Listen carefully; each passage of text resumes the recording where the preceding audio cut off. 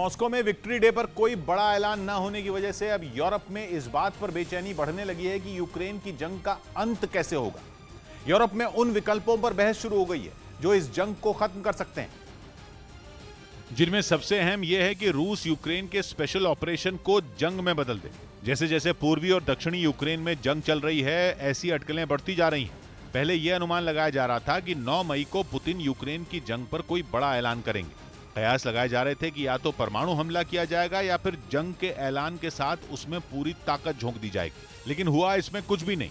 हालांकि माना जा रहा है कि भले ही विक्ट्री डे पर कोई बड़ा ऐलान न हुआ हो, लेकिन रूस में इस जंग को लेकर भयंकर बेचैनी है। किसी भी कीमत पर रूस जल्द से जल्द इस युद्ध को खत्म करना चाहता है, जिसकी सबसे बड़ी वजह रूस की अर्थव्यवस्था पर हो रहा असर है। रूस के वित्त मंत्रालय ने माना है कि इस बार उनकी जीडीपी करीब 12% तक गिरने वाली है और यही आंकड़े रूस के राष्ट्रपति पुतिन पर भी दबाव बढ़ाने वाले हैं। इसीलिए माना जा रहा है कि बहुत जल्दी स्पेशल ऑपरेशन को जंग में बदला जा सकता है, ताकि रूस अपनी पूरी ताकत यूक्रेन में झोंक पाए।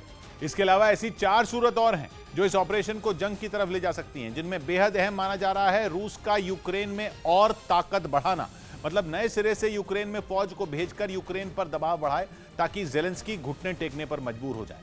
तीसरी सूरत यह है कि यूक्रेन के जिन शहरों पर रूस ने कब्जा कर लिया है उनकी किलेबंदी मजबूती से की जाए और यूक्रेन के सब्र का इम्तिहान लिया जाए। खबर है कि यूक्रेन की अर्थव्यवस्था भी बर्बाद हो चुकी है।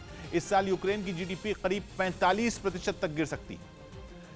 चौथी सूरत यह है कि यूक्रेन के दक्षिणी और पूर्वी हिस्से को पूरी तरह यूक्रेन से काट दिया जाए और जंग वैसे ही खत्म हो जैसे 2014 में क्राइमिया पर कब्जे के साथ खत्म हुई थी।